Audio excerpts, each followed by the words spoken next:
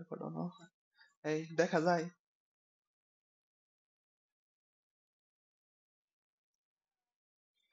আচ্ছা, আচ্ছা পড়বো একটু পরে পরে, খেলার আপডেট দিবনি, সমস্যা নাই। 21 ওভার 99 রান 3 উইকেট।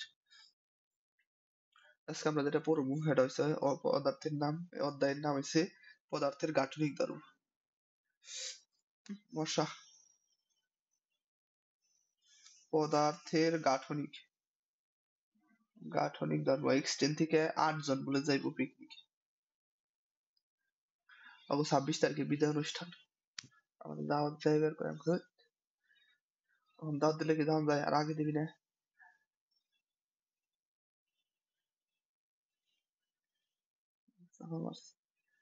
এর মধ্যে দুইটা অংশ থাকে, একটা হচ্ছে স্থিতিস্থাপকতা আর একটা হচ্ছে প্রবাহী।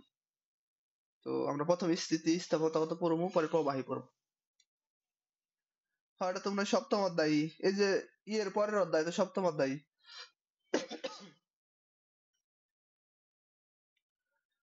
পদার্থের গাঠনিক ধর্ম, ওই যে স্থিতিস্থাপকতার অধ্যায়। স্থাপকতা, ওই যে রাবার, বিকৃতি, পীড়ন।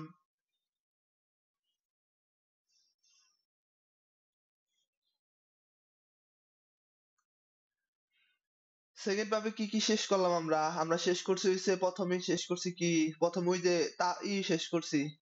হ্যাঁ, তাপগতিবিদ্যা। তারপরে আর কি শেষ করছি? মনে নাই তো আমার। হ্যাঁ, স্থির তড়িৎ, চল তড়িৎ, দুইটা শেষ করছি। আমার সেকেন্ড পার্ট মজা লাগে। হ্যাঁ, দুইটা শেষ হয়েছে, আর এই যেটা চলতেছে।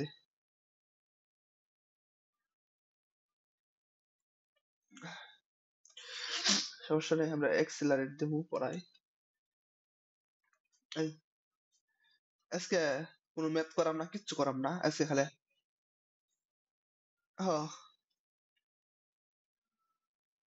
দুইটা পার্ট আছে, একটা হচ্ছে স্থিতিস্থাপকতা, একটা হচ্ছে প্রবাহ। এটা যদি পানি চলে, বিভিন্ন তরল পদার্থ চলাফেরা করে, বিভিন্ন জায়গায় পানি বেয়ে পড়ে, এসব ই আছে, এসব যে আছে এইটা নিয়ে আছে পড়া। আর এই যে আর্ট আছে স্থিতি, রাবারের মতো বড় হয়, আবার ছোট হয়।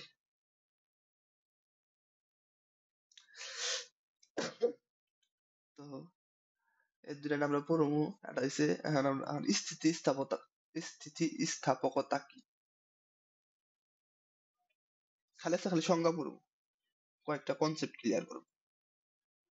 স্থিতি স্থাপকতা কি, নাম শুনছস কোনোদিন এটা?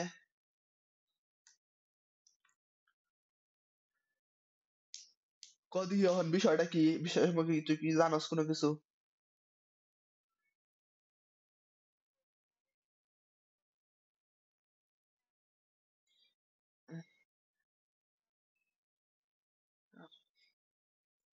হুকের সূত্র। আচ্ছা, আমার কাছে তো নেই, রাবার তো পাই না রে, রাবার একটা রাবার জুটান লাগছে। রাবার রাবার তো রাবার তো এখন না। আচ্ছা, এই সে আবার ফুলের ব্যাখ্যা বলে না।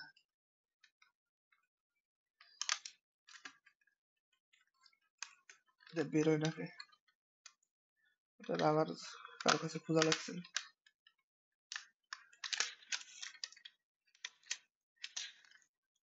এটার অবস্থা পুরানো গেছে।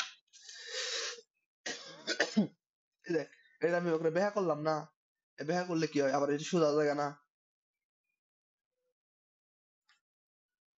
এই যে ব্যাখ্যা করলাম, এই যে আবার সোজা গেল না। তা তুই একটা রাবারের কথা চিন্তা কর, একটা রাবার যাচ্ছে টিহা পয়সা, কোটি কোটি টিহা যে বান্ধা হয়, তে ওটা যে কি করা হয়, ওটা তুই যদি টান মারস তো কি হয়, লম্বা হয়। তারপর ছেড়ে দিলে কি হয়, আবার আগের অবস্থা না, না? হ্যাঁ, স্প্রিং এর মতো রাবার, স্প্রিং এ তো তাও ইয়া হয় না, সম্পূর্ণ হয় না। আর রাবার মোটামুটি আগের মতো ইয়ে করে। তো এই যে বস্তুর যে ধর্ম, কোন একটা বস্তুকে কি করে মনে কর যদি অন্য ধর্মে বল প্রয়োগ করে অন্য একটা শেপ দেস, বস্তুর যে ধর্মের কারণে কি হয় আগের শেপে ফিরে আহে, বস্তুর ওই ধর্মটাই বলা হয় স্থিতিস্থাপকতা। বুঝছিস? ওই ধর্মটা কি হয়, যেমন এই যে এরকম করলাম, এই যে ছেড়ে দিলাম, আগের দাগায় গেল। এই যে ধর্মের কারণে হয় এটাকে কি বলা হয় স্থিতিস্থাপকতা বলে। তো এখন আমরা যদি দেখি নমনীয় বস্তু, নমনীয় বস্তু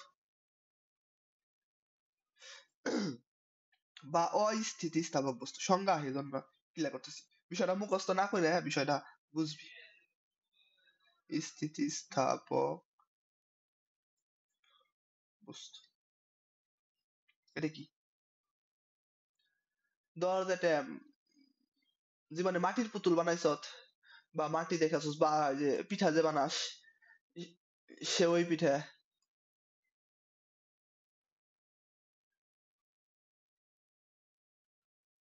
এ রে, এ মুশফিক মনে আউট গেছে।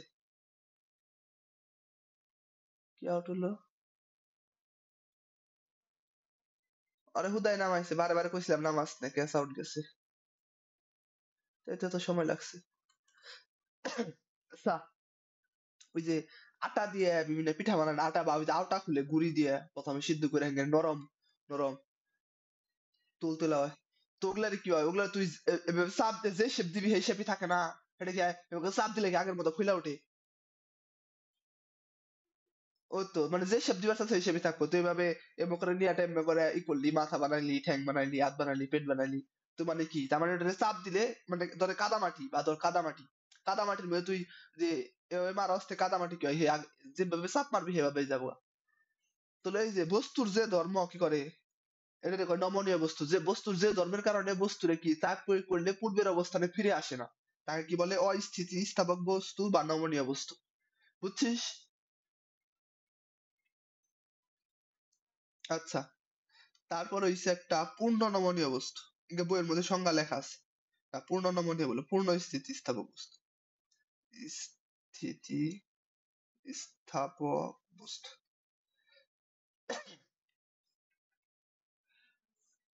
তো পূর্ণ স্থিতিস্থাপক বস্তু হলো এমন একটা বস্তু যে বস্তুরে তোর চাপ মারলে পুনরায় যে ফিরা হয়, একদম পুনরায় কি হয় আগের অবস্থানে ফিরা হয়, একটা 100%। এটা কি হয়, এটা একটা 100% পূর্বের অবস্থায় ফিরা হয়, পূর্বের অবস্থায় ফিরে আসবে, ফিরে আসবে 100%। তুই চাপ মারলি, চাপ মারে ছেড়ে দিবি, 100% পূর্বের অবস্থায় ফিরে আসবে, একটু এদিক সেদিক হবো না। কিন্তু বাস্তবে, কিন্তু এই যে বাস্তবে, বাস্তবে কোন বস্তুই পূর্ণ স্থিতিস্থাপক, কোন বস্তুই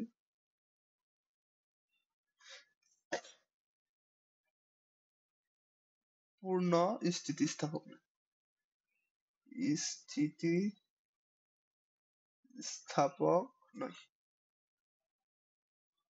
কোনো বস্তুই না, মানে কোনো বস্তুই না। যেমন তোর আমি তোর কি করি, ধর যেটা তোর কানের মধ্যে একটা থাপড় মারলাম, তো কানের মধ্যে থাপড় মারলে তোর সেটা ই হবো না, তো গাড়ের মধ্যে একটা মারলাম, তোর ঘাড়ের মধ্যে যদি একটা থাপড় মারি, কি ঘুষি মারি বা একটা চটকনা মারি, কথা না হইলে তুই তোর গাড়টা যে বেহা হয়ে যাবে, থাপড় মারলাম পরে বেহা হইলো, তারপরে কি হবে, আবার গাড়টা সোজা করি আমি যখন থাপড় টান দিব না, তখন তুই গাড়টা সোজা করস, কিন্তু গাড়টা তোর 100% সোজা হবে না, বুঝলি, একটু না একটু বেহা থাকবে। কারণ কি, কারণ কোনো বস্তুই পূর্ণ স্থিতি স্থাপক না। বুঝছিস? আচ্ছা, আর পূর্ণ দৃঢ় বস্তু কি? পূর্ণ দৃঢ় বস্তু, পূর্ণ বানান কেমবে, পূর্ণ দৃঢ়, দৃঢ় বস্তু, পূর্ণ দৃঢ় বস্তু হচ্ছে এমন একটা বস্তু যেটাকে তুই মনে কর ভাঙবো তবু মস্কাইবো না। একটা কথা আছে না, যে ভাঙবো তবু মস্কাবো না, এরকম একটা ডায়লগ আছে না? তো মনে কর তুই যদি এটা চাপ মারো অস্তে কি হবে, এই যে মানে এটা চাপ মারছি, যে চাপ মারলে এটা বেঁকা হয়েছে কিন্তু এই যে আগের অবস্থায় একটু ফিরাইছে, কিন্তু তোর ওই বস্তু রয়েছে এমন যে তুই চাপ চাপ মারলে বাঁকা হবে না, ওটা ঠাস করে ভেঙে যাবো। যেমন কি, যেমন এই যে কাঁচ, কাঁচ, কাঁচের তুই যদি একটা কাঁচের গ্লাসে কিছু চাপ মারলে এটা কি বেঁকা হয়, আবার সোজা হয়? সোজা হয় না, চাপ মারলে ঠাস করে ভেঙে যাবো। তাহলে কয় কি পূর্ণ দৃঢ় বস্তু, কাঁচ বা ইস্পাত।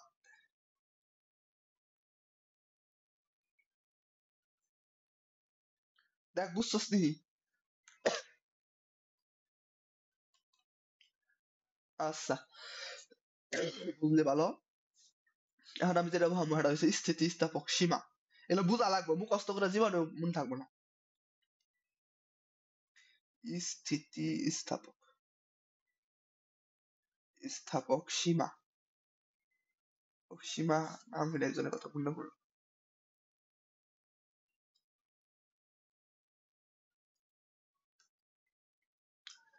তো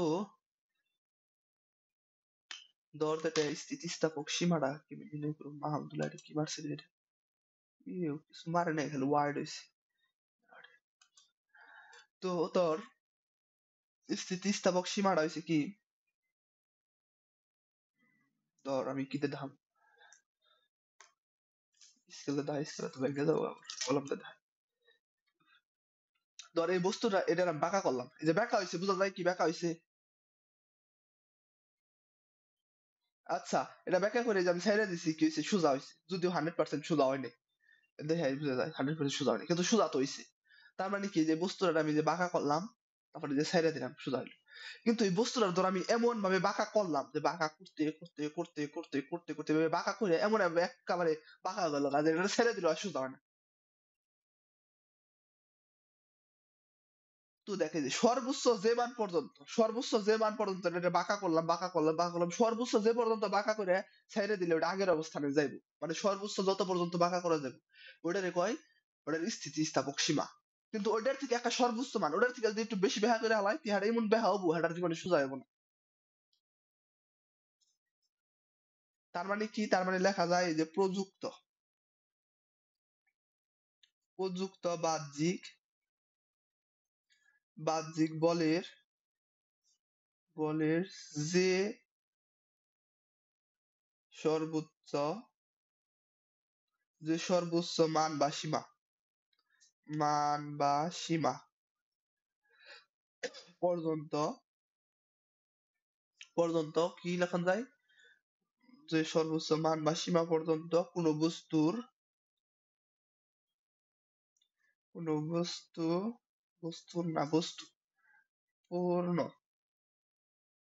পূর্ণ স্থিতি, স্থিতি বানান দেখে, স্থিতিস্থাপক, পূর্ণ স্থিতিস্থাপক থাকে, তাকে মুখস্থ করলে যে মানে মন থাকবো না, ওই বস্তুর স্থিতিস্থাপক সীমা বলে, স্থিতিস্থাপক সীমা বলে, সীমা, সীমা বলে। এই বুঝছিস ল্যান্ডার মানে? আচ্ছা বুঝলে, আর আমি বেশি কি পড়াবো না। এটা একক কি, একক এ ক ক এ ক ক, একক হয়েছে কি, একক হয়েছে নিউটন। নিউটন কারণ কি, একক নিউটন কেন, কারণ এটা একটা বল প্রয়োগ করা হয়, সর্বোচ্চ যে পরিমাণ বল প্রয়োগ করলে বস্তুটা কি হয়, বস্তুটা মনে কর পুনরায় আগের অবস্থানে ফিরে আসে, তারা কি বলে, তারা এসে যেটা স্থিতিস্থাপক সীমা বলে। হায় রে, কি খেলতাছে, টানা 5টা 6টা বল ডট।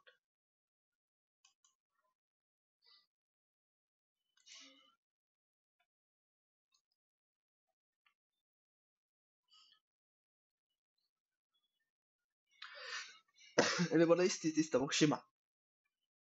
তো এখন আমরা আসি রে, তো এখন আমরা যেটা পড়বো সেটা হচ্ছে অসহবল।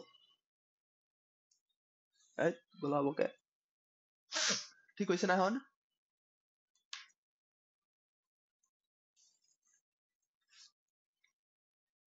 তোর সমস্যা, তাহলে আমার নেট আছে, তুই একবার বাইরে আবার ঢুক।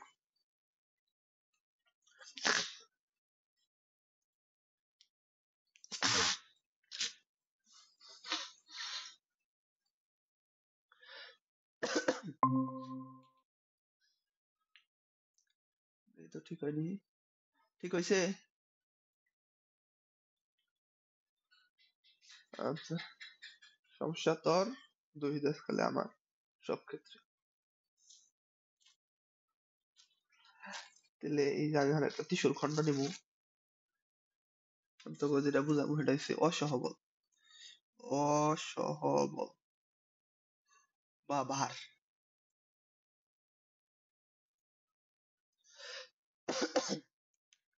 এই যে দেখ, হ হ অসহজ, যেটা অসহ্য, মানে অসহ্য, এটা সহ্য করা হয় না। দেখ, এই যে একটা, এটা ধর, এটা রশি, এই টিস্যুর খন্ড, এটা ধর রশি। তো দেখো সর্বনিম্ন, এটা যদি আমি খুব জোরে, তুই এক পাশে তুই ধরে টান দেস, এক পাশে আমি ধরে টান দিই, তাও এটা ছিঁড়ে যাবো, ছিঁড়বই তো, তাই না? আবার এটা দুই পাশে দুইটা যদি গরু বেঁধে টান দেয় তাও ছিড়বো, দুই পাশে দুইটা বেকু বেঁধে টান দিলে তাও ছিড়বো। কিন্তু এটা যদি আমি দুই হাত দিয়ে টান দিই, এই দুই হাত দিয়ে টান দিলাম, তাও এটা ছিঁড়ে গেল।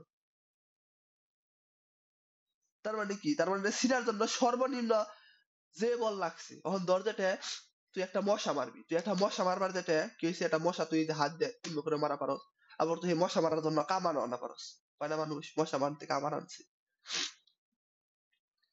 তো বিষয়টা হলো যেটা এরকম, এখন তুই কোন একটা বস্তু ছিঁড়ার জন্য, বা কোন একটা বস্তুকে সর্বনিম্ন যে বল প্রয়োগ করলে বস্তুটা ভেঙে যায় বা ছিঁড়া যায়, দেখা যায় এটা খাড়া আছে, এটা কি সোজা অবস্থায় আছে, কারণ সর্বনিম্ন এটা যদি আমি এভাবে রেখে এটার উপর যদি একটা 5 কেজি পাথর দিই, তাহলে দুমড়ে মুচকে যাবো গা। আবার যদি কি হয়, আবার যদি তোর এটার আমি সামান্য এই যে আঙ্গুল দিয়ে দিই, সামান্য এইভাবে আঙ্গুল দিয়ে দিব, তাহলে দুমড়ে মুচকে যাবো। তার মানে কি? সর্বনিম্ন যে বলটা লাগছে, মানে কি, মানে হচ্ছে এটা সর্বনিম্ন, সর্বনিম্ন সর্বনিম্ন যে বল, যে বলের,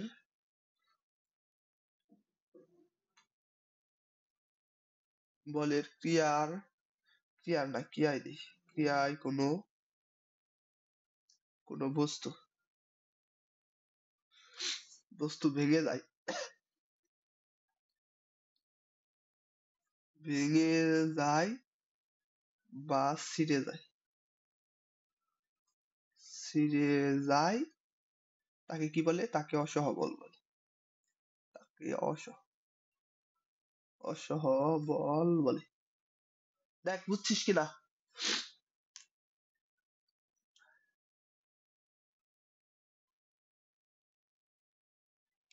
আচ্ছা, বুঝলে খুবই ভালো। 26 ওভারে 1 বল, কি খেলতেছে মাহমুদুল্লাহ, আউট গেছে।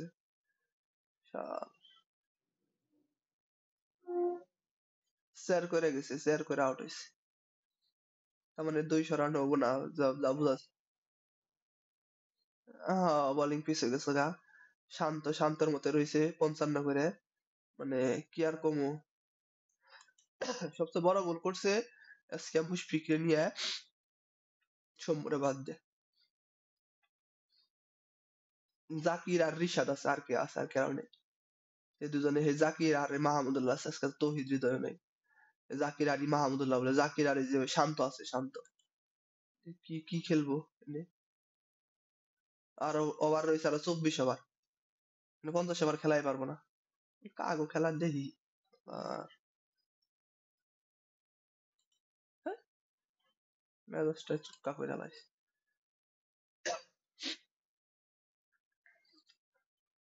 তো এখন আমরা যেটা পড়বো হেটা হইছে অসহপীড়ন।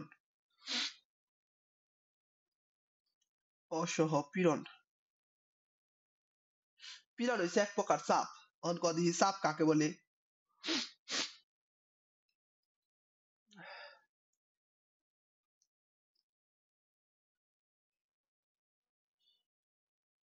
হ্যাঁ, চাপ বলে, তাই না? তো পীড়ন রে, পীড়ন মানে কি? পীড়ন মানে হচ্ছে চাপ। তো আমরা চাপের কি জানতাম? চাপ জানতাম কি? বল বাই ক্ষেত্রফল, একক ক্ষেত্রফলের উপর প্রযুক্ত বল। বল বাই ক্ষেত্রফল, এটা জানতাম না? তো এটা যায় কি হইব? ওই বলের জায়গায় খালি কি হইব? অসহবল। অসহবল বাই ক্ষেত্রফল সমান সমান কি? অসহপীড়ন।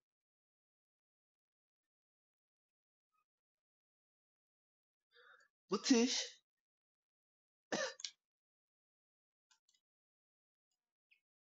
আচ্ছা, হ্যাঁ হ্যাঁ, পীড়ন মানে চাপ।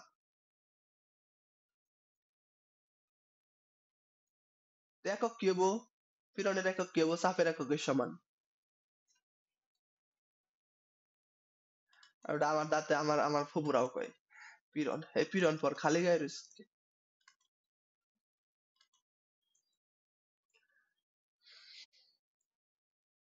আমার ফুপুরা তো অনেক বয়স্ক। না পিরন কয় তখন আধুনিক হয়েছে। তখন আমরা যেটা পড়াম সেটা হচ্ছে স্থিতিস্থাপক ক্লান্তি।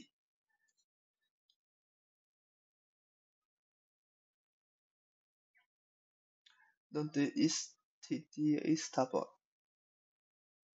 স্থাপক ক্লান্তি। ওই ক্লান্তি মানে কি বুঝাস, আমার একটু বুঝাচ্ছে ক্লান্তি মানে কি?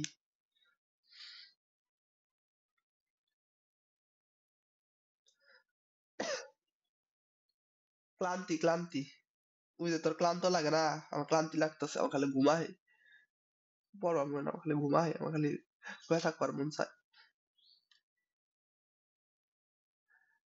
তো এই ক্লান্তি মানে কি, মানে বুঝাস কি, বুঝা দি।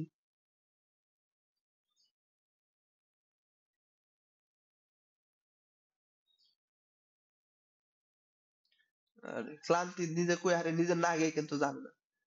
আরে ক্লান্তি মানে হচ্ছে যেটা ওই যে একটা স্থিতিস্থাপক বস্তু আছে, এই স্থিতিস্থাপক বস্তু রেখে হচ্ছে তোর হচ্ছে যেটা এই যে যে বল প্রয়োগ করে মানে সর্বনিম্ন ওই যে ইয়ের মতোই তোর এই যে এটার মতোই, এই যে সীমা আছে না সীমার মতোই। তো এই যে যে বলটা প্রয়োগ করলি, তো এই যে যে সীমা আছে সীমার মতোই, মানে বল প্রয়োগ করার পরে তোর এই যে কোনো একটা বস্তু যে তোর একটা মনে করে নিশ্চিত যে এটা বাঁকা হয়েছে এই যে সোজা হয়েছে, তো এটা যখন তুই এমন একটা বল প্রয়োগ করলি যে কি হয়েছে, এটা যে বাঁকা হয়েছে তো বাঁকা হয়েছে, মানে বাঁকা এটার আকারটা যে বাঁকা হয়েছে, আকারটা যে পরিবর্তন হয়েছে সেটা হচ্ছে ক্লান্তি। আগের অবস্থানে এলো না, মানে এই যে সীমার মতো এই বিষয়টা। মানে ক্লান্ত লাগতেছে না, তোর শোলার চলে না, আগে শোলটা অনেক ভালো আছিল কিন্তু শরীরের এনার্জি কমাইতে কমাইতে এমন একটা অবস্থায় গেছে যে খালি ঘুমায়, এটা কয় ক্লান্তি।